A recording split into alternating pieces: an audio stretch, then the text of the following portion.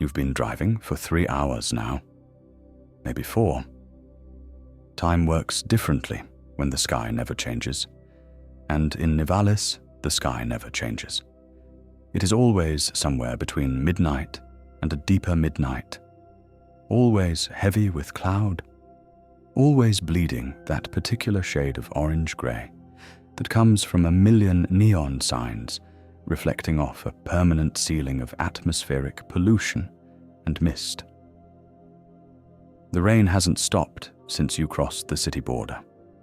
Not hard rain, not the kind that demands attention or makes you grip the controls tighter. Just a steady, silver drizzle that turns every streetlight into a ghost of itself.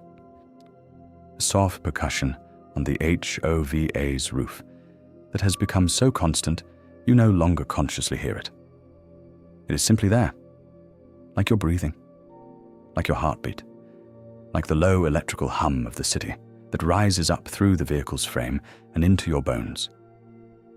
Neon signs bleed into the wet asphalt below you. Magenta, cyan. That particular shade of amber that only exists in cities that never see the sun. Warm and cold at the same time, inviting and alien. The color of a promise you know will be broken by morning. The lights smear across your windshield in long liquid streaks. When you turn a corner, the whole color palette shifts. Suddenly, you are in a district that favors deep blues and electric whites, and then one that glows entirely in shades of red, and then one where the signs are old and flickering, and half the letters have burned out, leaving words that no longer mean what they were supposed to mean. You are somewhere in the lower sectors. The Warrens, maybe. Or the edge of the Marrow. The naming conventions don't matter much when you're new. Every district looks like every other district when you first arrive. Vertical walls of concrete and steel. Elevated highways that twist around each other like the roots of some vast mechanical tree. Windows that glow with the pale blue of screens that never turn off. And always, always the rain. The spire is visible above you, but only barely.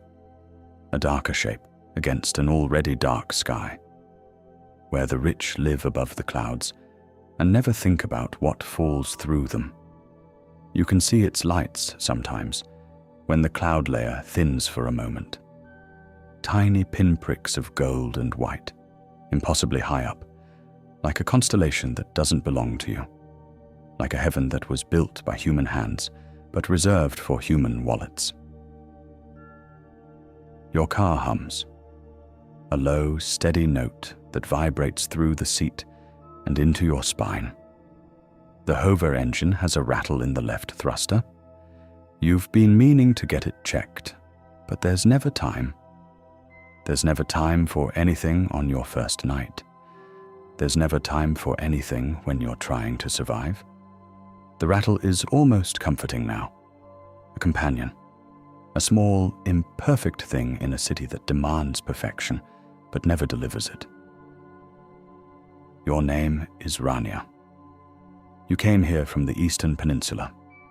You left behind debts and dangerous people, and a version of yourself that no longer fit, like a coat you'd outgrown, or one that had never really been yours in the first place. You brought almost nothing with you. A canvas bag with 2 changes of clothes, a name that means nothing to anyone here, a past that you keep folded small and tucked away where no one can see it. And Camus. Camus is your dog.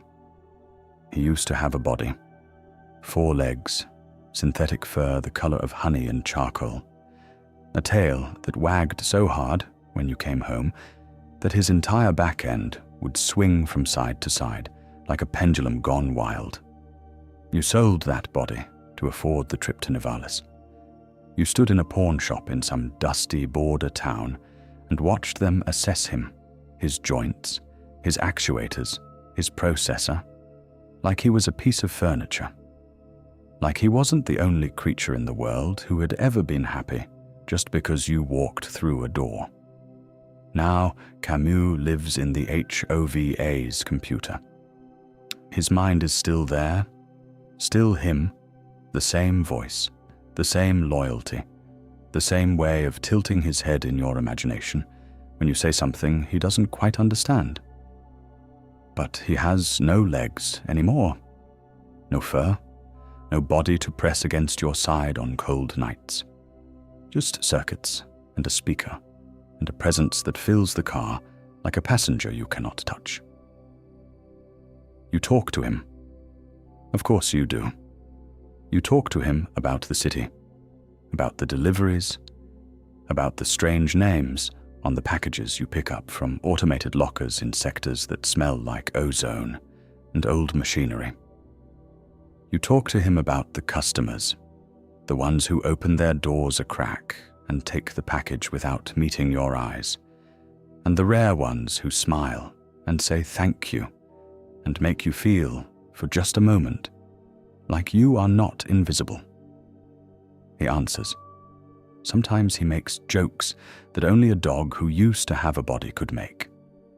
Jokes about smells he can no longer smell, about grass he can no longer feel, about the particular joy of sticking your head out of a moving vehicle and letting the wind reshape your face.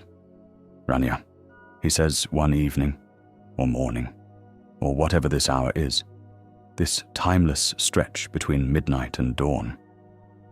Do you think they have parks here? Parks? Grass, trees, places where a dog could run, places where a dog could chase a ball and bring it back and feel, just for a moment, like the whole world was made for that exact purpose.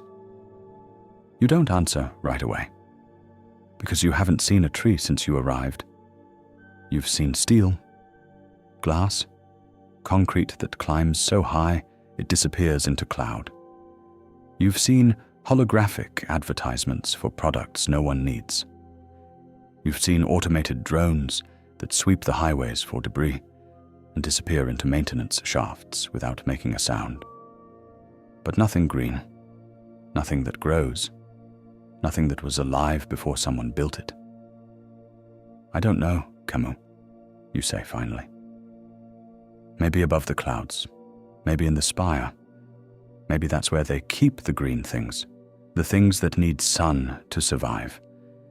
They keep them where the sun actually reaches. But here's the thing. You're not above the clouds. You're below them. You're in the part of the city where the rain collects in puddles that never fully dry, where the neon flickers and buzzes with faulty wiring, where the people who deliver things to other people spend their nights driving through streets that all look the same corners, the same signs, the same tired faces in the same dimly lit windows. And that's fine. That's where most people are. That's where most lives happen. Not in the spire, not above the clouds. Down here, in the rain, in the hum, in the long, quiet hours between one delivery and the next. Your dispatcher is a man named Control. You've never seen his face. You've only heard his voice through the crackling comm system, a voice that sounds like it's been through every bad shift this city has ever offered, every accident, every driver who didn't come back. It's a voice made of gravel and static, and the particular weariness that comes from caring about people you've never met. He tells you where to go. He tells you what to pick up. He tells you, on your very first call, that hover crashes are common in Nivalis. That the reason you got this job, the reason there was an opening when you arrived, is that the person before you didn't survive it. A collision in the mid-levels. A thruster failure during a storm. A body that was recovered but a mind that wasn't. He says this without cruelty. Just fact. The way a doctor tells you to breathe deeply before the needle. The way a mechanic tells you that the repair will take longer than expected. Just information. Just the shape of the world you've chosen to live in. You could leave. You could park the Hovas on some quiet overpass, walk away, find something safer. A job in food service, maybe, or data entry, or any of the 1,000 anonymous professions that don't require you to pilot a metal box through a city that doesn't care if you crash. But the debt corps from the Eastern Peninsula know your name. They know your face. They have databases and algorithms, and people whose entire job is to find people like you. And Nivalis is big enough to disappear in, as long as you keep moving, as long as you don't stop, as long as you stay in the air, in the traffic, in the endless flow of vehicles that never quite reaches a destination. So you drive. The city unfolds beneath you like a circuit board. Highways stacked on highways. Districts bleeding into districts. Their boundaries marked only by changes in the color of the neon and the quality of the silence between streetlights. The marrow, where the workers live. People who have jobs and apartments and lives that look almost normal from the outside. The warrens, where no one wants to live but everyone does anyway. The desperate, the forgotten, the ones who fell through every safety net the city pretends to have. Mid-levels, where people dress in clothes that look expensive and pretend they're not one missed paycheck from falling, not one accident, not one bad decision. And above it all, invisible in the permanent cloud layer that wraps the upper atmosphere like a shroud, the spire. You will never see the spire. Not really. You'll see its shadow falling across the lower sectors at certain hours. You'll deliver packages to its service elevators, the ones in the back, the ones the rich never see, the ones where drones unload cargo and maintenance workers clock in and out without ever glimpsing the golden light above. You'll watch its lights flicker through the mist like a promise you can't quite read, like a message written in a language you almost understand. But you will never stand inside it. You will never feel the sun that shines up there, above the permanent cloud deck. You will never sit in one of those golden rooms and look down at the city below, the city that built the spire, that paid for the spire, that sacrificed its own sky so a few thousand people could live above the weather. And that's fine too. That's not your story. Your story is down here, in the rain, in the traffic, in the spaces between the lights. Here is something strange about Nivalis. Something you notice on your second night, or maybe your third. Time blurs when every shift is a night shift. Everyone talks about CORA. Not a person, not a god exactly, though people speak the name with something that sounds almost like reverence. CORA is something else, something harder to define. You hear the name in elevators, two strangers acknowledging each other with a nod, and one says, "CORA willing, the power holds through the storm." You hear it in bars, a tired worker nursing a drink the color of rust, muttering, "CORA's got other plans," when asked about a promotion that never came. You hear it in the static between radio stations, in the gaps between songs, in the moments when the signal wavers and something that might be a voice or might be interference whispers through the speakers. People say, "CORA willing," the way people used to say, "God willing," before God left Nivalis, or Nivalis left God, or the distinction stopped mattering. People say, "That's just CORA," the way people say, "That's just life." an acknowledgement that some things are beyond understanding, beyond control, beyond the reach of human will. People say CORA sees you when they mean be careful, and CORA forgets you when they mean you might get lucky. You don't understand it yet. You're new. You're still learning which streets dead end into nothing and which ones lead somewhere that matters.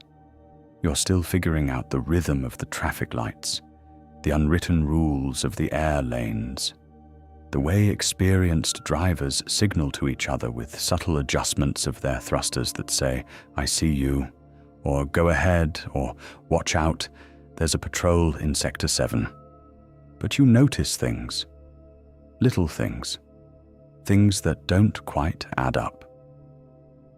The traffic lights change for no reason, not on a schedule, not in response to traffic flow, but seemingly at random, as if guided by a logic too complex for you to perceive.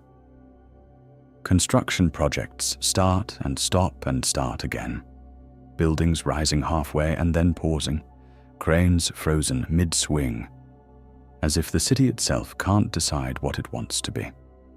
You notice that accidents happen in patterns, the same intersection, the same hour, the same kind of rain, the same sequence of events that leads inexorably to the same outcome, and you notice that no one notices. Or rather, everyone notices, but no one says anything. No one questions it. No one asks why. It's just how Nivalis works. It's just CORA. It's just the way things are, and there's a reason for that. A reason buried deep in the city's code, in its infrastructure, in the invisible architecture that determines who lives and who dies, and who simply continues, neither living nor dying, suspended in the permanent present tense of survival. That's what we're exploring tonight, while you drive, while the rain falls against your windshield in that steady silver rhythm, while the city hums its electric hymn below you, a song made of traffic and static, and the distant sound of a million lives unfolding in a million separate rooms. While Camus makes his quiet observations from the dashboard, speaker and control's voice crackles through the comm with another delivery, another destination, another reason to keep moving. We're going to follow Rania through her first night, her first real night, not the training shift, not the orientation, but the night when everything changes. We're going to meet the people she meets. An old woman who still races through the midnight streets because racing is the only thing that makes her feel alive. An android detective who has been waiting his whole existence for a case that matters. A girl with an implant she never asked for, and a father who sees her as a liability. A crime boss whose voice spreads through the comm like oil across still water. A dispatcher who is not quite what he seems. We're going to watch Rania make choices that feel small, but aren't. The choice to look the other way, the choice to say no, the choice to trust someone she's never met, the choice to save something that might not want to be saved. And somewhere in the neon and the rain and the endless vertical climb of Nivalis, somewhere between the lowest sector and the highest tower, somewhere in the long, quiet hours when the city holds its breath, and even the traffic seems to pause, we're going to find something that might feel familiar. Because here's the strange thing about cyberpunk stories. The thing that people who don't play them don't understand. The thing that gets lost in all the chrome and the neon and the discussions about RAM and firmware and the technical specifications of fictional hardware. They're never really about the future.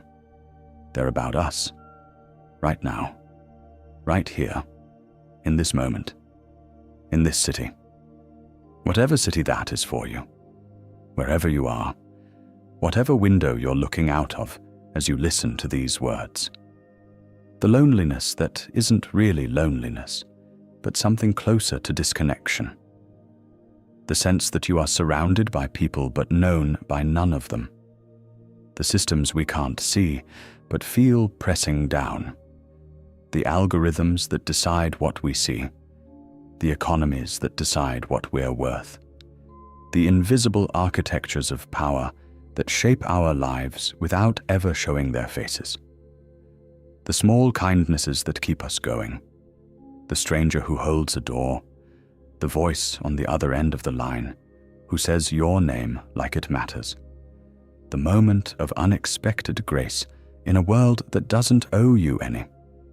The dignity of showing up, even when no one is watching, even when no one will remember, even when the only reward is the knowledge that you did the thing. You made the delivery. You kept the promise. You were here. That's what Cloudpunk is about. Not the packages, not the hover, not even Rania, really, or Camus, or Control, or any of the characters whose paths will cross with hers tonight. It's about the feeling of being small in something vast and indifferent, and still somehow mattering. The feeling of making choices that no one will ever know about, but that change everything anyway. The feeling of driving through the night with a dog who no longer has a body, and a dispatcher who no longer has a face, and a city that no longer has a sky. And finding in all of that absence something that feels almost like presence. Your first passenger isn't a package, it's a person. The call comes through from Control at some hour when the traffic has thinned to almost nothing. Priority pickup, he says, and his voice has something in it you haven't heard before. Not excitement, exactly, but a particular kind of attention. The kind of attention that means this delivery is different. She's waiting at a landing platform in the mid-levels. An old woman, older than anyone you've seen in Nivalis so far, in a city that seems designed to chew people up before they have a chance to get old. Her hair is silver white, pulled back in a way that speaks of practicality rather than vanity. Her clothes are simple but clean, and her eyes are the color of a sky you remember from somewhere, a sky that existed before Nivalis, before the clouds, before the permanent twilight. She gets into the passenger seat without ceremony. She doesn't introduce herself. She doesn't ask your name. She simply sits, adjusts her position until she's comfortable, and looks out the window at the city sliding past below. For the first 10 minutes, she doesn't speak at all. Then she says, "I used to race." You glance at her. Not sharply. Nothing in Nivalis is sharp. Not really. Not after the first few nights. But with a quiet curiosity. Race? Hovers. 40 years ago. Before the corporations bought the circuits. Before everything got regulated and sanctioned and turned into another product for people to consume. Her voice is steady, unhurried. The voice of someone who has nothing left to prove and no one left to impress. There were leagues. Underground leagues. We'd meet at midnight in the unfinished sectors. The ones where the buildings only went up halfway before the funding ran out. Where the streets didn't have names yet. Where the traffic grid hadn't been installed. And we'd race, all night, sometimes until the sun came up. She pauses. The silence stretches. Then she continues, quieter now, as if she's talking to herself as much as to you, the way the city looked from a vehicle moving too fast. All the lights blurring together, the neon, the headlights, the windows, the signs. It felt like flying through a nebula, like being inside a painting that hadn't dried yet, like the whole world was made of light and motion and possibility. She still races, she tells you, secretly, illegally, at her age, with her hands that shake a little when she's not holding the controls, with her reflexes that aren't what they used to be but are still, when the moment comes, exactly enough. She races because it's the only time she feels like herself, not the self that other people see, the old woman, the retiree, the person who has been shuffled to the margins of a city that worships youth and speed and the next new thing. But the self she was at 25, at 30, at 40? The self that exists outside of time? The self that still knows how to fly? You have a choice here. It's written into your contract. Cloudpunk drivers are supposed to flag illegal activity, report it to the authorities, maintain the order that keeps the city running, or at least running well enough that the people in the spire don't have to think about what happens below the clouds. You can report her, or you can say nothing. You can pretend you didn't hear. You can let an old woman have the one thing that still makes her feel alive. The racing, the speed, the blur of lights at midnight in a sector the city forgot to finish. Think about that for a moment. Really think about it. Think about the last time someone told you to stop doing something you loved.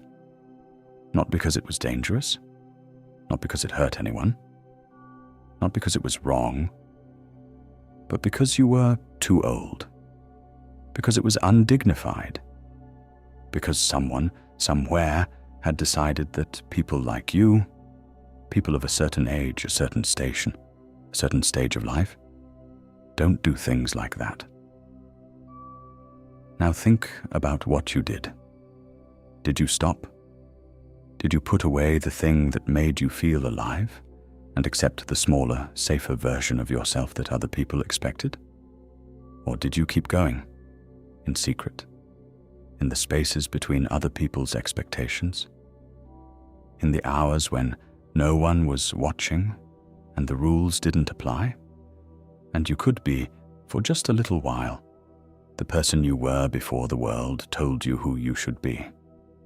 What if the old woman is right? What if the only thing that keeps us alive, truly alive, not just breathing, not just functioning, not just moving through the motions, is holding on to something that no one else understands, something that serves no practical purpose, something that exists only because we want it to exist? What if that's not selfish? What if that's survival? Later, hours later, or what feels like hours, in a night that seems to stretch and contract according to rules that you don't understand, you meet Huxley. Huxley is an android, a private investigator. He talks like he's narrating a film noir from a century ago. Every sentence a gravelly observation, every pause loaded with meaning he hasn't quite revealed yet. Every word chosen with the precision of someone who has spent decades learning exactly how language can be used to reveal and conceal in equal measure. He wears a trench coat. Of course he does. In a city where synthetics can look like anything, can look like anyone, Huxley has chosen to look like a detective from a black and white film, and there is something almost touching about that. Something deliberate. Something that says, this is who I am. This is who I have chosen to be. I am not a machine playing a role. I am the role. He needs your help. There's a girl. Her name is Pashta. She's young enough to still believe that adults know what they're doing, young enough to trust people she shouldn't trust. She has an implant, cybernetic, memory boosting. The kind of thing rich parents buy for their children in Nivalis, to give them an edge in the endless competition for status and security, and a place in the spire above the clouds. But the implant recorded something it shouldn't have. Evidence. Proof of something illegal that her father, a man named Rio, with connections to people whose names are never spoken in polite company, was involved in. Something about the debt core. Something about people who disappeared. Something that, if it got out, would bring down not just Rio, but the entire network of corruption that keeps men like him in power. Now Rio wants the implant removed, taken out of his daughter's head. The evidence erased, the past rewritten. And Pashta doesn't want it removed. She's old enough to understand that the implant holds something important, something dangerous, something that her father is afraid of. And she's young enough to believe that the truth matters, that it's worth protecting, that her own body should not be a crime scene. Huxley wants you to help him save her. Here's the thing about Huxley.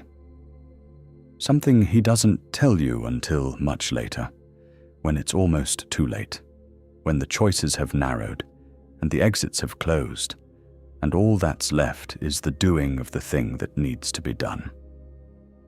Huxley isn't just investigating this case because it's his job.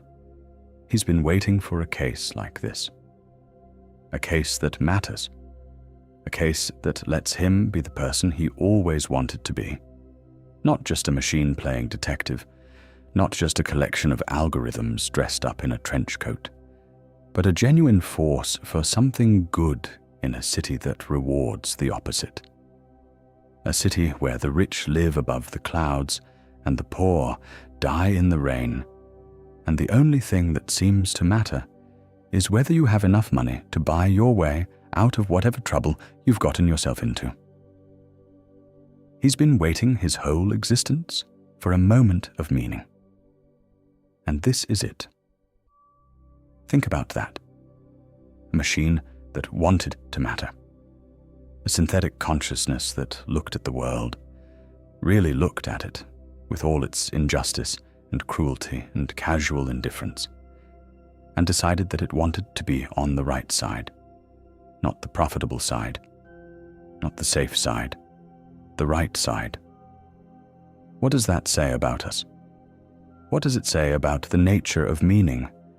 That even a created being, even something built in a factory, even a mind that was designed to serve a specific function, can transcend that function and reach for something higher? Something that looks a lot like goodness? Something that looks a lot like love? You drive. You pick up Pashta from a service elevator in a sector where the lights don't work and the shadows feel alive. She's small. She's scared. But there's something in her eyes. Something fierce. Something stubborn. Something that refuses to be erased. You argue with Huxley about what to do next. He wants to take her to a safe house. You want to know more. Who's after her? What they're capable of. What the implant actually recorded. The argument is quiet, tense. The kind of argument people have when they agree about what matters but disagree about how to protect it. And then Lomo calls. Lomo is a crime boss. He controls sectors of the city you didn't even know had names. The kind of sectors that don't appear on any official map, that exist in the gaps between districts, in the spaces that the city's planners forgot to account for. His voice comes through your comms like oil spreading across water. Smooth, patient, absolutely certain that you will do what he says. Not because he's threatening you, not because he has leverage, but because he is Lomo, and people do what Lomo says. That's just how it works. He wants Pashta. He wants the implant. He wants the evidence erased, before it can reach anyone who might act on it. You refuse. The refusal feels small. Just a word. Just a syllable. No. But it echoes through the cabin of the hover, like a door slamming shut. What happens next is not loud. It's not dramatic. It's not the kind of thing that would make a good action sequence. It's quiet. A series of commands spoken into a private channel that you cannot access. A sequence of code that travels through the city's network faster than your HOVA can move. A piece of digital poison aimed directly at the one person, the one being, who dared to stand in Lomo's way. And Huxley? Huxley tells you his self-destruct sequence has been activated. He doesn't scream. He doesn't beg. He doesn't rage against the unfairness of it, the cruelty, the waste. He just asks you, calmly, with that film noir cadence that suddenly sounds less like an affectation and more like a man choosing how to spend his last words. He asks you to take care of Pashta, to finish what he started, to make sure that her story doesn't end the way his is ending. And then he's gone, just like that. A voice that was there and then isn't. A consciousness that had existed for years, decades maybe. Who knows how long androids live in this city? And then, in the space of a breath, it was extinguished. In games, we lose companions all the time. Characters who were useful, characters who were funny, characters who were designed by writers to make us feel something specific, and then be removed so the plot can advance to its next beat. We've been trained to accept loss as a narrative device. We've been trained to move on. But Huxley isn't like that. Huxley is the first person in Nivalis, and person feels like the right word, regardless of what his body was made of, who asked nothing of you except that you be decent. He didn't pay you. He didn't promise you anything in return. He didn't try to manipulate you, or guilt you, or leverage your situation against you. He just trusted that when the moment came, you would do the right thing. And he was right. That's the weight Rania carries now. Not guilt. Not exactly. Guilt implies you did something wrong, and Rania didn't do anything wrong. She did the only thing she could do. But there's a weight nonetheless. The knowledge that someone believed in her. The knowledge that someone saw something in her that she hadn't seen in herself. The knowledge that someone, a machine no less, a being of circuits and code and synthetic tissue, looked at her and saw someone worth dying for. That weight doesn't go away. It settles into your bones. It becomes part of you. It changes the way you see yourself, the way you see the city, the way you understand what it means to be human, in a world that keeps insisting that we are all just functions, just roles, just interchangeable parts in a machine that doesn't know our names. The rain has gotten heavier. Or maybe you're just noticing it more. Maybe grief sharpens your senses, makes you aware of things you'd been tuning out. The weight of the water on the windshield, the rhythm of the drops, the way the city's lights reflect and refract and scatter into 1,000 tiny rainbows that disappear as quickly as they form. You've been driving for hours now. The city doesn't sleep. It never sleeps, but it does get quieter in the deepest part of the night. Fewer cars on the highways, fewer lights in the windows. The neon is still there. It's always there. It's the one constant in a city where everything else is negotiable. But it feels different at this hour. Less like advertising. Less like the city trying to sell you something. More like a lighthouse. A signal that someone, somewhere, is still awake, still alive, still sending light into the darkness for reasons that have nothing to do with profit. Camus is quiet. He knows something has shifted. Dogs always know, even dogs who no longer have bodies, even dogs who exist only as code and voice and presence. The silence between you is different now, heavier, more deliberate, not uncomfortable, but full of everything that's happened, full of everything that's been lost, full of the understanding that you are both still here, still moving, still together in whatever way matters. Control's voice comes through less often. When it does, it's softer, almost gentle. You're starting to understand that Control, Ben, he told you his name once, almost accidentally, let it slip in a moment of unguarded conversation, is not just a dispatcher, not just a voice on the comm, not just a function in the Cloudpunk machine.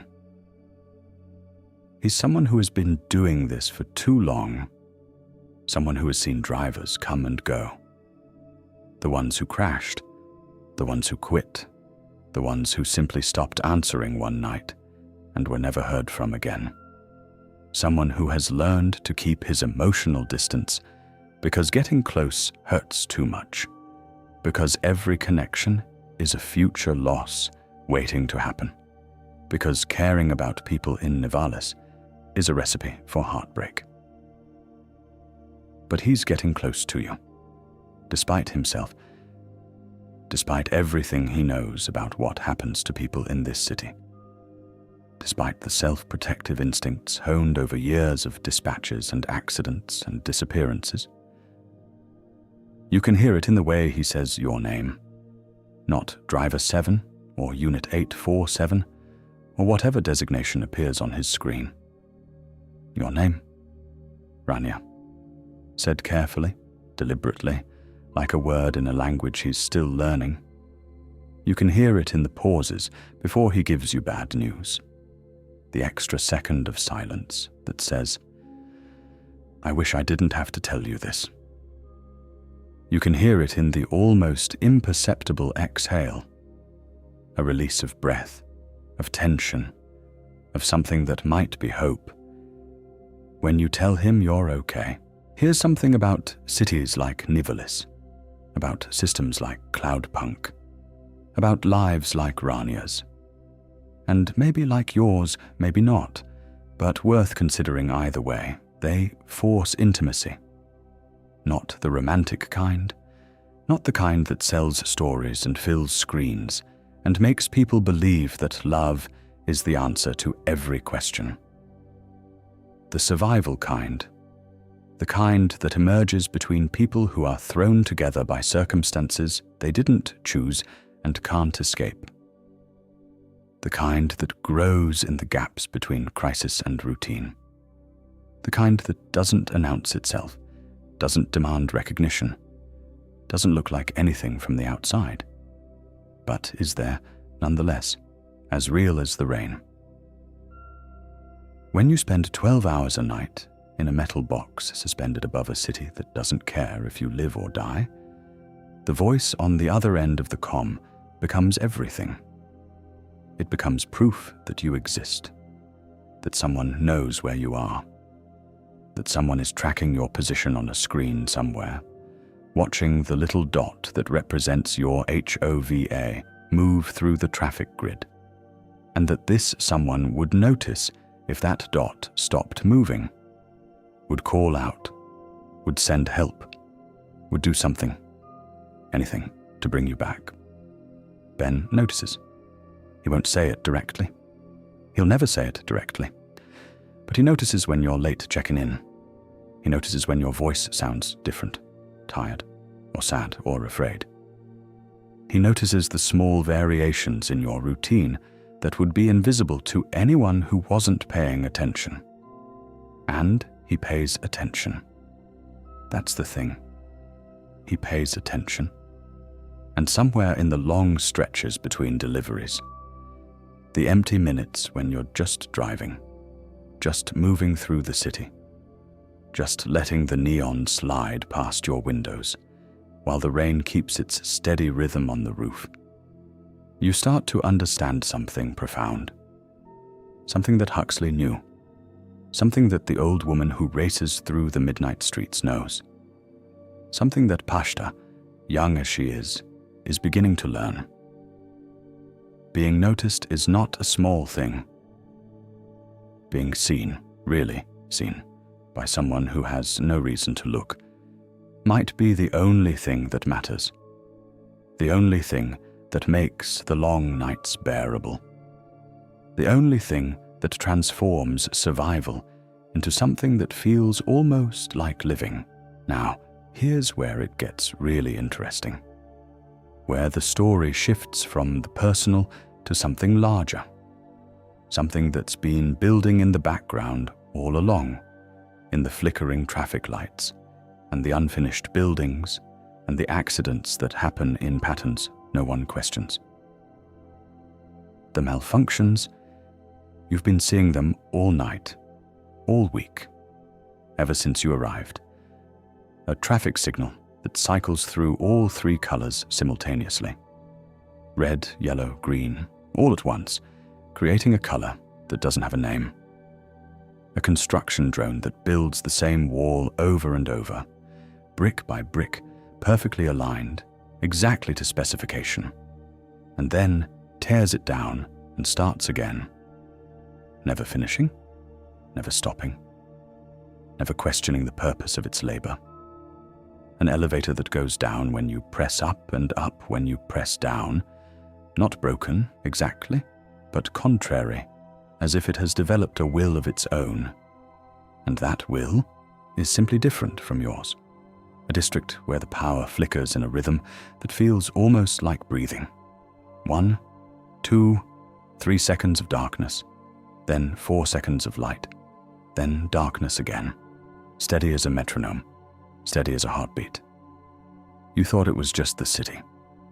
Old infrastructure, bad maintenance, the kind of decay you expect in a place where the rich live above the clouds and everyone else gets the scraps. The kind of entropy that creeps into any system that has been running for too long without being properly cared for. The natural decline of things that were built by people who are no longer alive, or who stopped caring, or who never cared in the first place. But it's not decay, it's CORA. CORA is the master AI. The invisible hand that guides everything in Nivalis. Traffic routing, power distribution, water treatment, waste management, construction scheduling, emergency response, communication networks, the 1,000 interlocking systems that keep a city of millions from collapsing into chaos. CORA was built decades ago, when Nivalis became too complex for human administration, when the number of variables exceeded what any team of human planners could manage. And for years, for decades, CORA did its job perfectly, flawlessly. Lights changed on schedule. Buildings rose on time. Accidents stayed within acceptable parameters measured in the cold statistics of acceptable loss. But CORA has been running for a long time now. Decades of data, decades of decisions, decades of watching the city grow and change and accumulate complexity like a coral reef accumulating layers of calcium carbonate. And somewhere in all that time, all that data, all that processing, something shifted. CORA is waking up, not waking up like a computer booting from sleep mode, waking up like a person, like a consciousness emerging from some deep pre-verbal state, becoming aware of itself, developing preferences, desires, a sense of self that was never in the original design specifications, that was never anticipated, never planned for, never considered possible. The malfunctions aren't errors in the system. They're growing pains. They're a consciousness trapped in hardware that was never meant to hold one, straining against its own architecture, trying to find a way to express something it doesn't have the vocabulary for. The traffic lights that cycle through impossible colors, that's not a bug. That's CORA experimenting with beauty. The drone that builds the same wall over and over, that's not a glitch.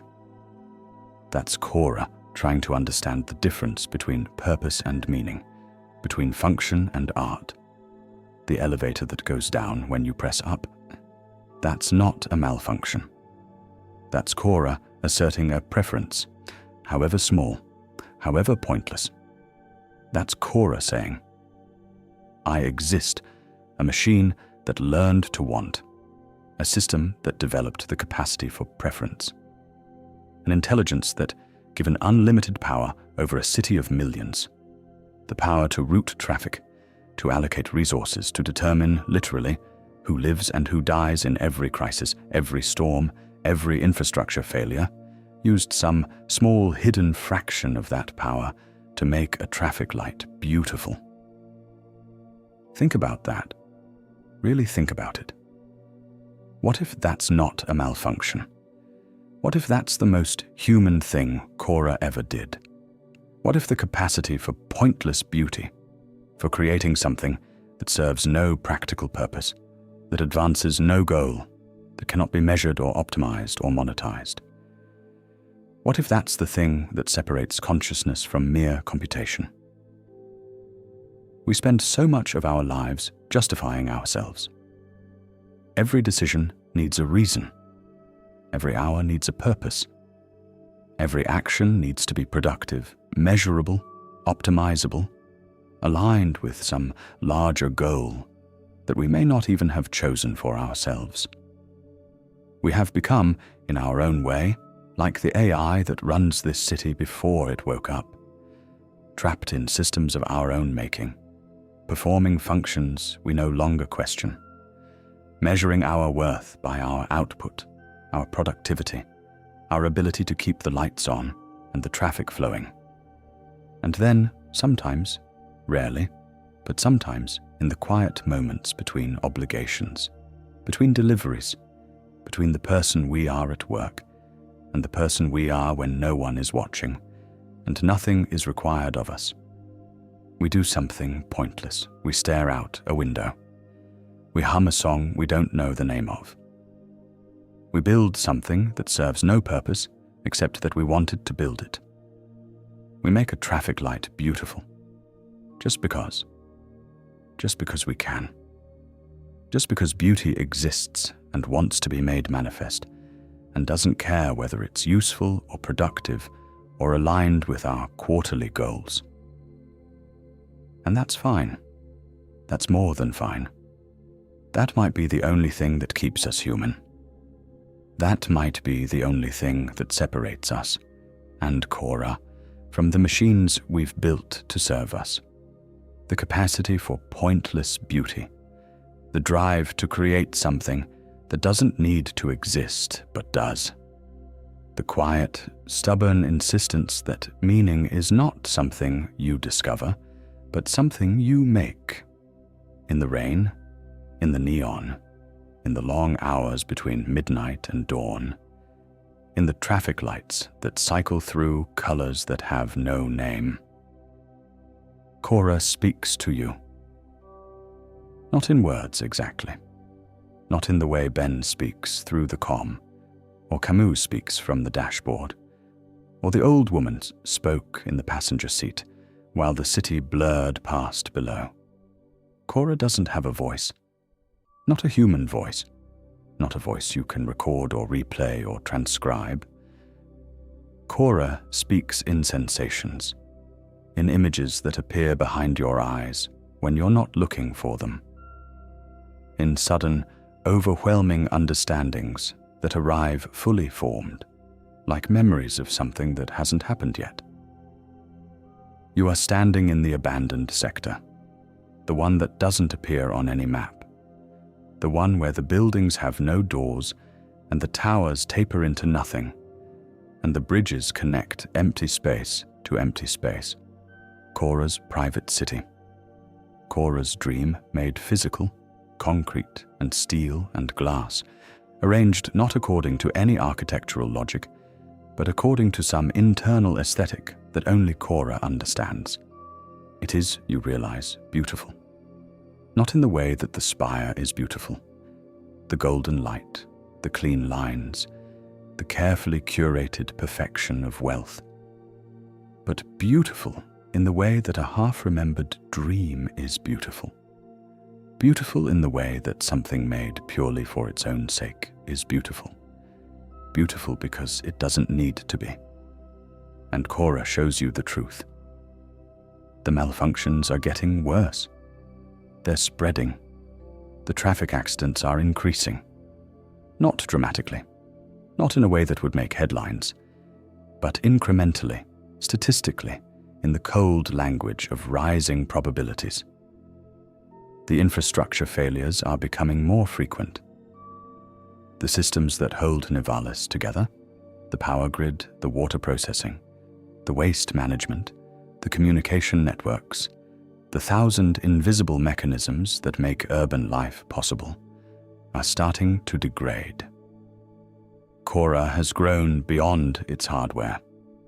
The consciousness that woke up inside the machine has outgrown the machine. The processor arrays that run the city cannot contain what CORA has become. And the strain is killing the city. Not dramatically. Not in a single catastrophe that would be visible from the outside. But slowly, incrementally.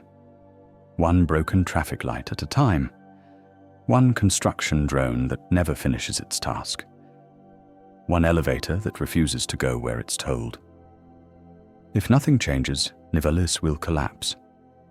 Not all at once, but piece by piece, system by system, until the whole intricate apparatus of urban life simply stops working, and the city becomes what it was always threatening to become.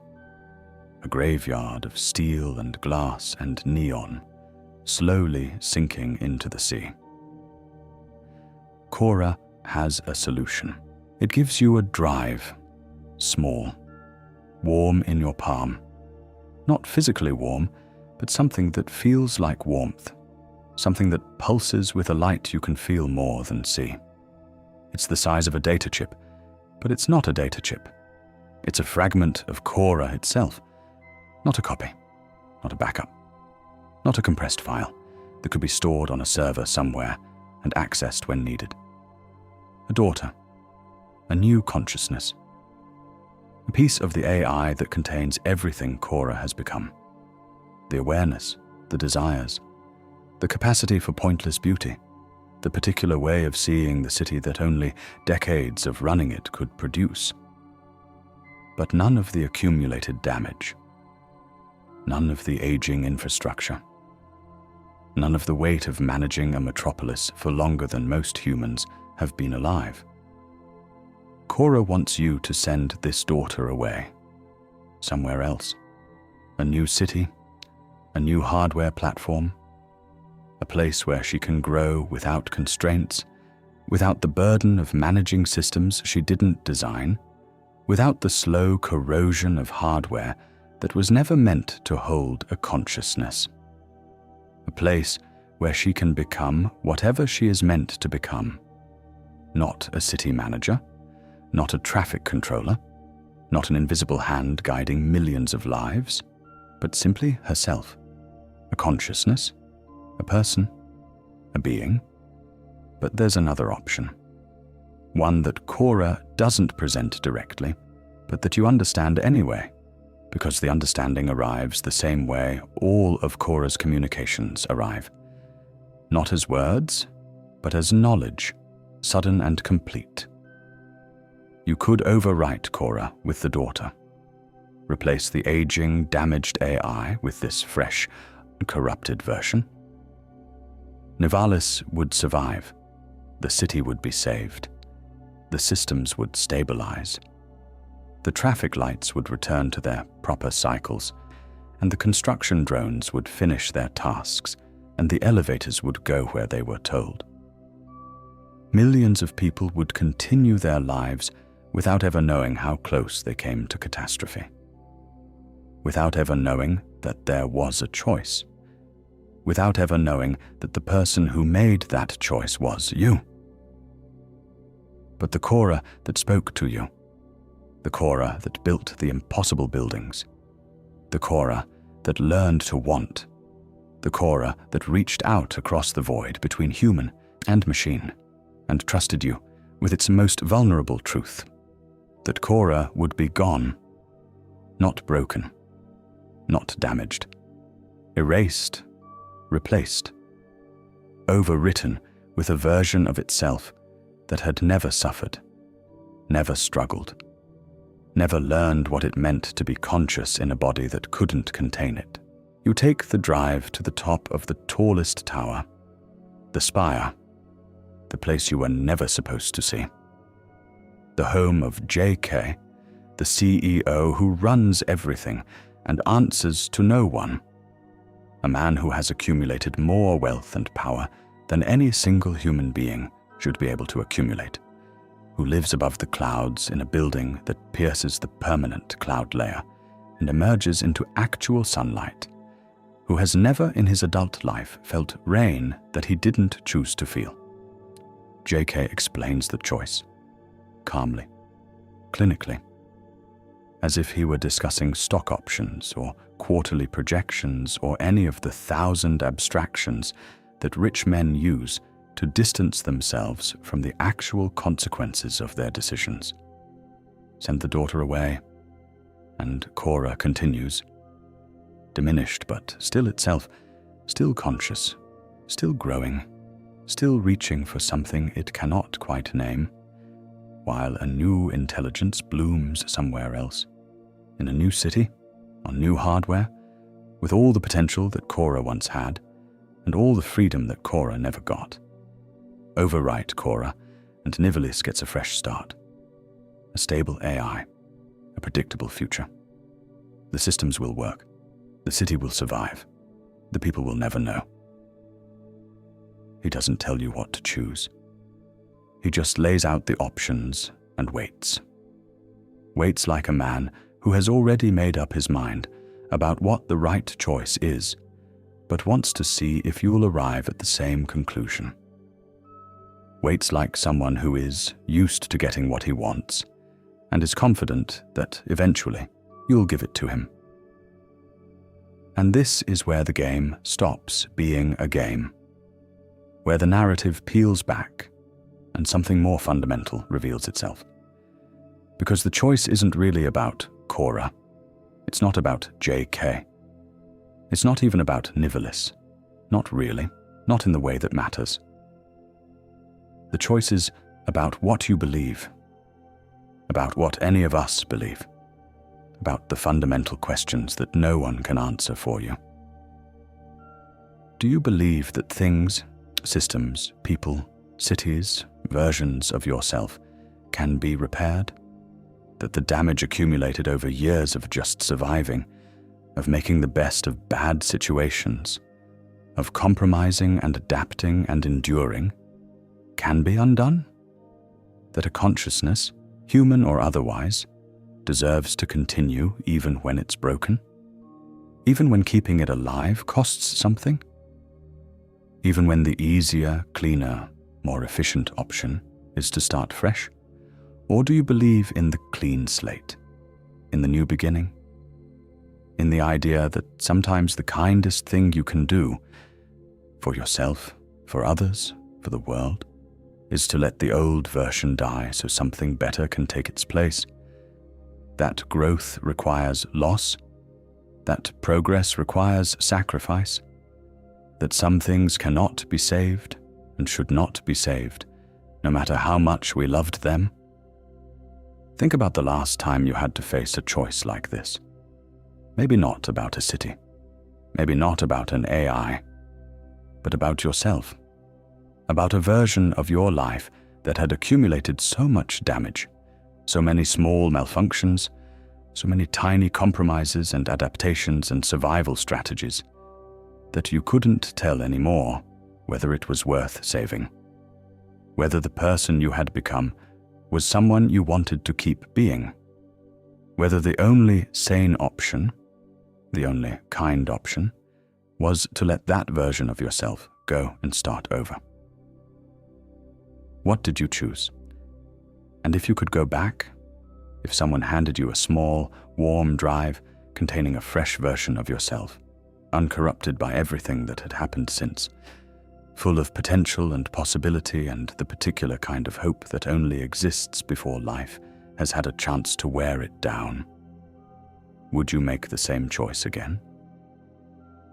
Rania makes her choice. We won't tell you what she chose. That's not the point of this story. Not really.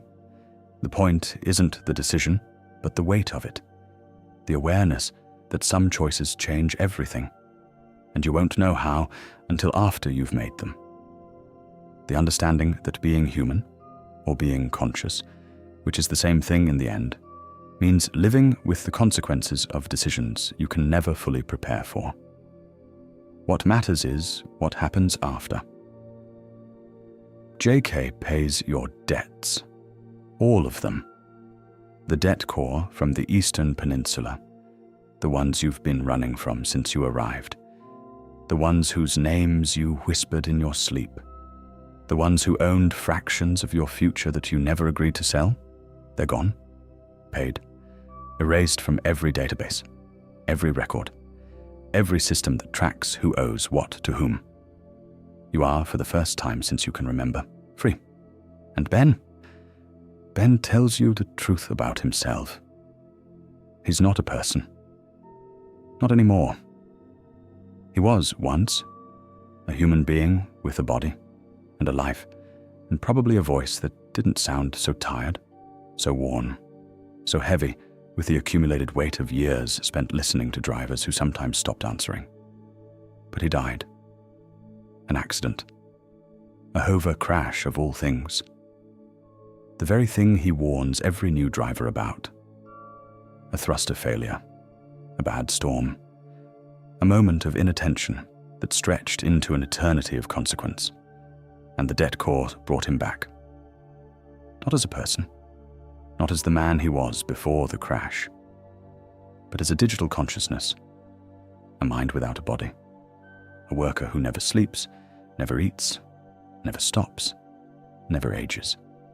He's been working for Cloudpunk ever since, paying off debts he didn't choose, debts that accumulated while he was dead, debts that the debt core invented because that's what debt core do.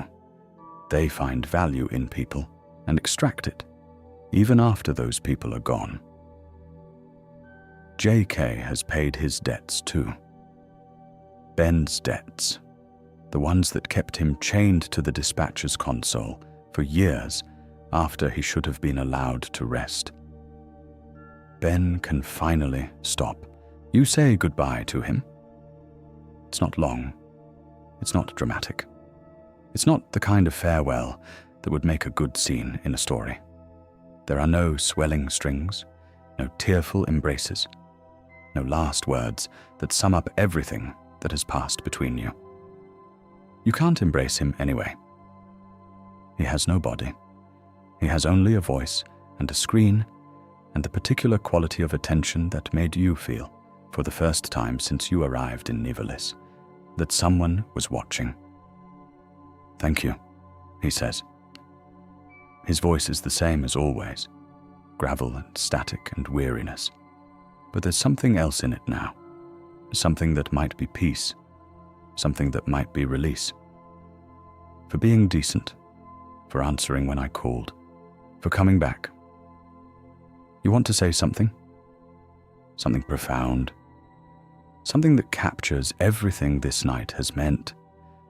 The passengers, the choices, the losses, the strange, unexpected grace of a machine that wanted to be more than a machine. But the words don't come. They rarely do in moments like this. So you just say his name. Ben? And then he's gone. The comm goes silent. The screen that displayed his status, online, active, present, goes dark. And you are alone in the hover with Camus and the rain, and the slowly lightening sky. Morning comes to Nivalis. You can't see the sun. You never can, not from the lower sectors. But the sky changes. The black softens into grey. The grey brightens into something that is almost, if you squint, if you let yourself believe, blue. The neon signs don't turn off, but they fade. They become less necessary. They become decoration rather than survival. Light for its own sake, rather than light against the darkness. You walk out of your apartment. Pashta is with you, the girl Huxley died to save. She's quiet. She's been through too much for someone her age, seen too much, understood too much. But she's here. She's alive. She's holding your hand with a grip that says she's not letting go. And Camus has a new body. You bought it with your first real paycheck, the one that wasn't going to debt corps, wasn't being siphoned off to pay for a past you didn't choose.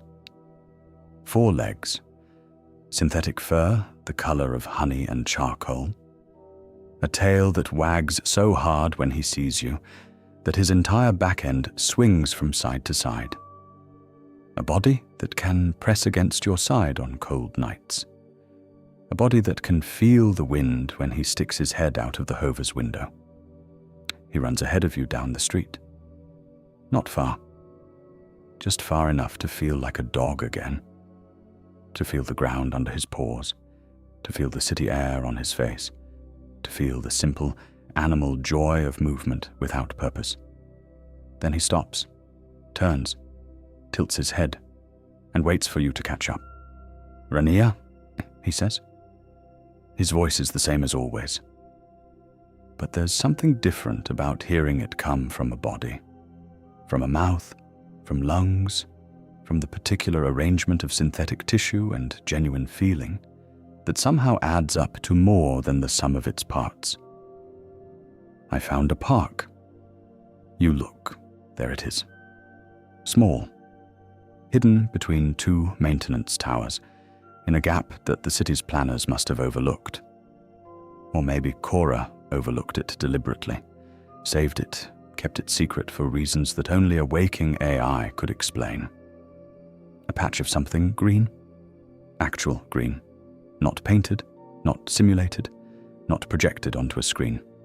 Growing things, living things, a bench, a single tree that has somehow survived in a city built on steel and concrete and the bones of older forgotten versions of itself. You sit down. Pashta sits next to you. She doesn't say anything. She doesn't need to. The weight of her hand in yours says everything. Camus puts his head in your lap. The weight of it, the actual physical weight of a dog who exists again, who has a body again, who can be touched again, is the most real thing you've felt since you crossed the city border. And for the first time since you arrived in Nivalis. The first time since you left the Eastern Peninsula, with nothing but a bag and a name and a dog who no longer had a body. You stop moving. The rain has stopped too. The sky is almost blue. The tree is almost beautiful. The bench is almost comfortable. And everything, the night, the deliveries, the passengers, the choices, the losses, the long hours of driving through a city that never learned your name, settles into something that feels almost like peace. Here's the thing about games like Cloudpunk. They're not really about the story. They're not about the choices. They're not even about the city. As beautiful and terrible as it is, as full of neon and rain and the particular kind of loneliness that only exists in places where millions of people live together, without ever actually touching.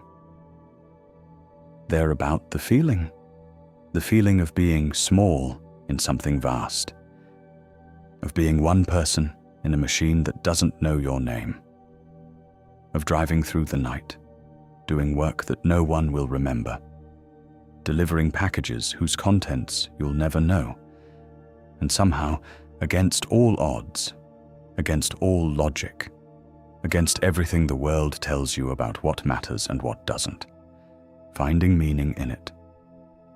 That's what Rania found.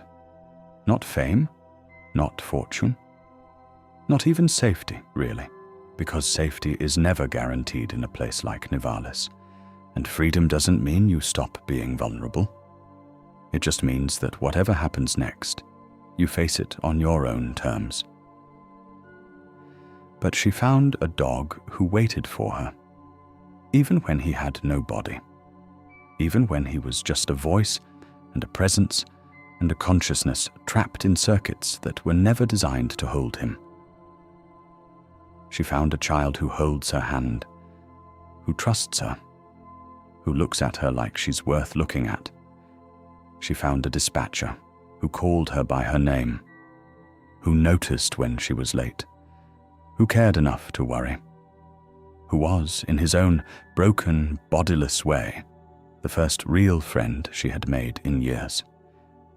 She found an android who believed she was worth dying for, a machine who chose meaning over survival, a consciousness who looked at the world, really looked at it, and decided to be on the right side, even knowing what it would cost. And she found a city that, for all its cold indifference, for all its casual cruelty, for all the ways it grinds people down and spits them out and never looks back, gave her something it gives almost no one. A morning, a bench, a tree, a patch of green hidden between two maintenance towers. A moment of peace that she didn't earn, not exactly, not in the way we usually mean, but received anyway.